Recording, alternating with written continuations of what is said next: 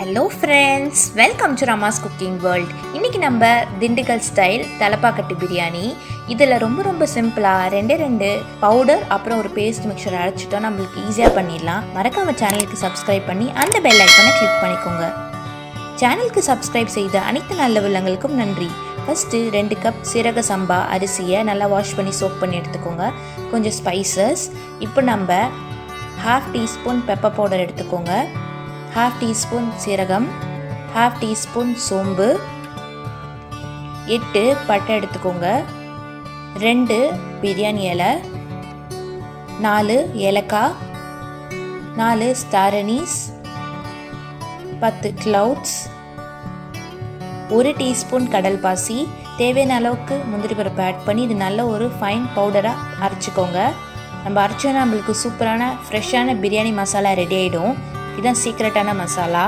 இப்போ நம்ம 20 சின்ன வெங்காயம் எடுத்துக்கோங்க, 12 பல் பூண்டு, கொஞ்சம் இஞ்சி, 5 பச்சை மிளகாய் எடுத்துக்கோங்க, கொஞ்சம் மல்லி புதினா எடுத்து இது நல்ல ஒரு ஃபைன் பேஸ்ட்டாக நம்ம அரைச்சிக்க போகிறோம். இப்போ நம்மளுக்கு ஆனியன் பேஸ்ட் ரெடி ஆகிடுச்சு.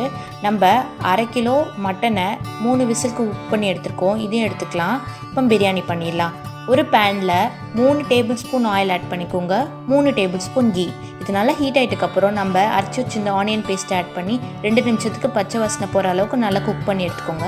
இப்போ நம்ம பிரியாணி பவுடர் அதில் ஆட் பண்ணி நல்லா மிக்ஸ் பண்ணிக்கோங்க.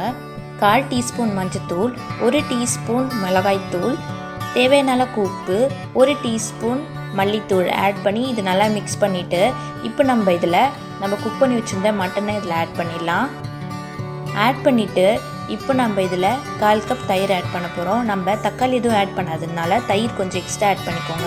1/4 கப் கரெக்டாக இருக்கும்.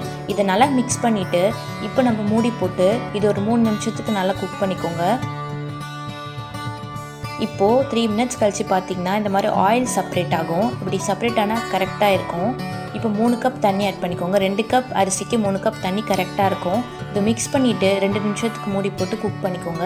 தண்ணி நல்லா கொதிச்சதுக்கப்புறம் இப்போ நம்ம அரிசி ஆட் பண்ணிடலாம்.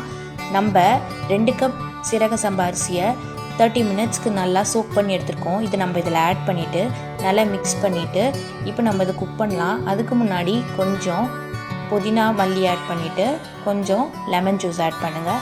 ஆட் பண்ணிவிட்டு இப்போ நம்ம 10 நிமிஷத்துக்கு மீடியம் ஃப்ளேம்லேயும் 20 நிமிஷத்துக்கு லோ ஃப்ளேம்லேயும் குக் பண்ணி எடுத்துக்கோங்க தம்மில். அப்போ நம்ம 30 மினிட்ஸ் கழிச்சு சூப்பரான பிரியாணி ரெடி ஆகிடும். இந்த ரெசிபி ரொம்ப சிம்பிள், அதே டைமில் ரொம்ப டேஸ்ட்டாக எல்லாருக்கும் ரொம்ப பிடிச்ச மாதிரி இருக்கும். கண்டிப்பாக ட்ரை பண்ணி பாருங்கள். இந்த ரெசிபி உங்களுக்கு பிடிச்சிருந்ததுன்னா லைக் பண்ணுங்கள், ஷேர் பண்ணுங்கள், மறக்காமல் சேனலுக்கு சப்ஸ்கிரைப் பண்ணி அந்த பெல் ஐக்கானை கிளிக் பண்ணிக்கோங்க. தேங்க்ஸ் ஃபார் வாட்சிங்.